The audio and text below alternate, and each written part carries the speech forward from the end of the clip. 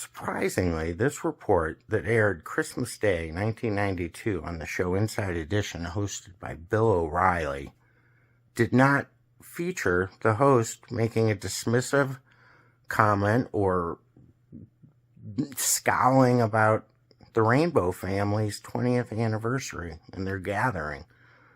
Hippies. Really, real, living it hippies.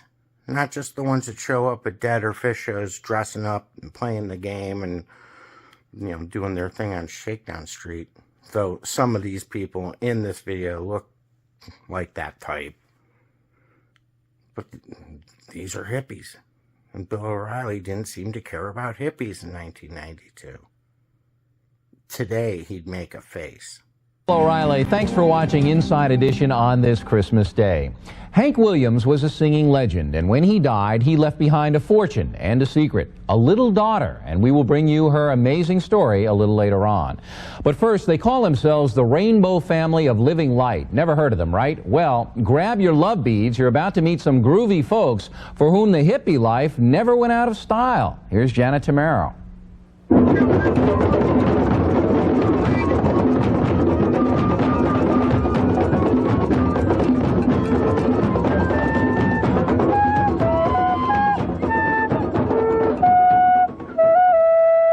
It looks like a scene from Woodstock, but take a closer look. This is the summer of 1992. These long-haired, tie-dye wearing, drum-playing hippie lookalikes aren't here for a rock concert. They've come from around the world to the spectacular mountains of Colorado to be with their own kind. Happy days. Love y'all. Don't you know you're at the rainbow? Can't you see we're family? The key is you and I underneath the sky, letting our spirit fly. They call themselves the Rainbow Family. They're a loosely knit, sometimes nomadic group.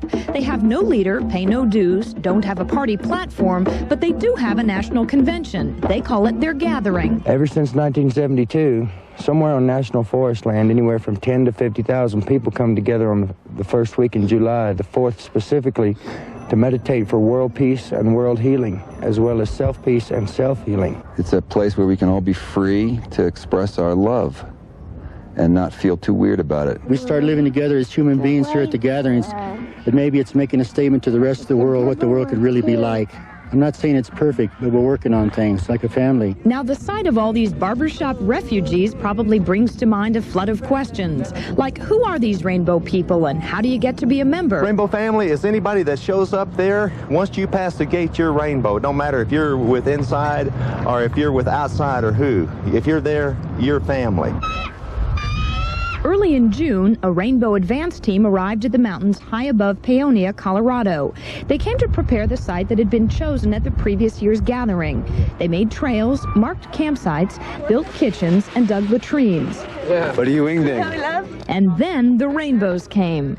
They came by plane, by foot, came every way imaginable. And of course, they came by Volkswagen bus.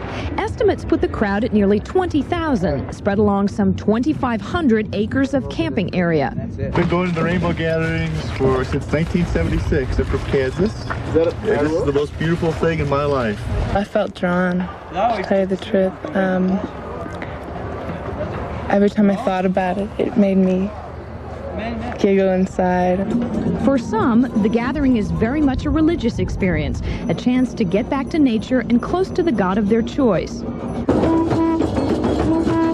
But for others, it's just a time to see old friends and let loose. Sure, everybody takes it differently, but there's a thread that runs fairly common for everyone, and that is respect and reverence for the earth and each other. Now, looks can be deceiving. Not everyone here sells tie-dye shirts for a living. I'm from Nacogdoches, Texas, and I'm an attorney. I run a portrait company doing family portraits. I also do commercial photography. I've done major campaigns. Many of these rainbowers are actually yuppie hippies. For them, the gathering is a time to relax and shed their suits for a loincloth. I'm a human service professional, 18 years in the field, working with mentally retarded, physical handicap. I'm working with juveniles now. Opening our hearts. This is Glowing Feather. Back in the city, he's Mario Galeazzi. 51 weeks a year, he lives in a townhouse with his wife and kids. But 1 week a year, he's Glowing Feather of the Rainbow Nation. I'm an urbanite. I live in Boston. Very seldom do I get into nature. For 20 years being associated with this family, I get out in nature between July 1st and 8th. For most of the crowd, there's no organized agenda during the week-long celebration. It's pretty much anything goes. What good is coming from the gathering? It's learning. I mean, you can learn all kinds of things at a gathering. Management, recycling, garbage control, traffic control. Rainbowers dine at any of the dozens of volunteer-run kitchens. Kitchens with catchy names like Love and Ovens and Bohemian Waffles. Everyone eats well. From spaghetti to tortillas, it's a regular smorgasbord. And all the food is donated or bought with donated money. Hey, nursing and pregnant moms and babies first, please. We're constantly having supply brought in to us. We get a lot of good food that comes in, and we cook it up and with a lot of love and care. The gathering's high point is July 4th. The morning is spent in silent meditation, and the afternoon in wild celebration. And the celebrating can get pretty wild, but most here aren't into wild sex and drugs. There definitely is drug use, and this year 2 people died of drug overdoses. But most people just say no. There are even on-site Narcotics Anonymous meetings. Even though there are drugs here, there's no emphasis on drugs. There are drug-free spaces. There's no alcohol. But there have been other controversies surrounding the gatherings. Scattered incidents of violence, including rape. This is a little city, and anything you see in the city, you're going to have here.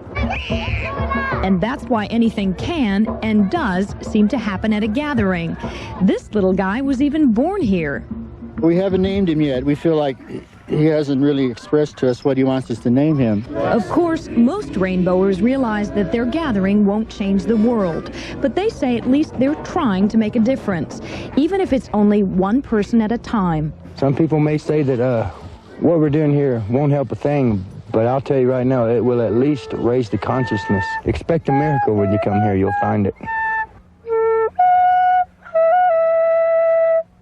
Far out.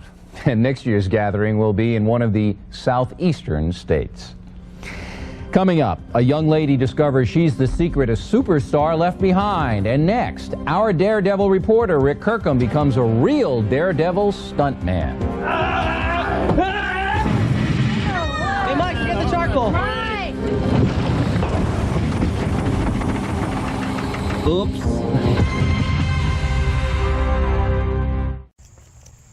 Thanks for watching Cleveland Live Music. It's awfully bright out here.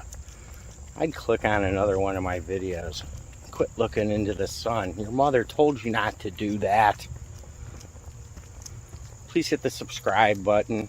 And if you want to support the channel more, there's GoFundMe and Patreon information in the video descriptions.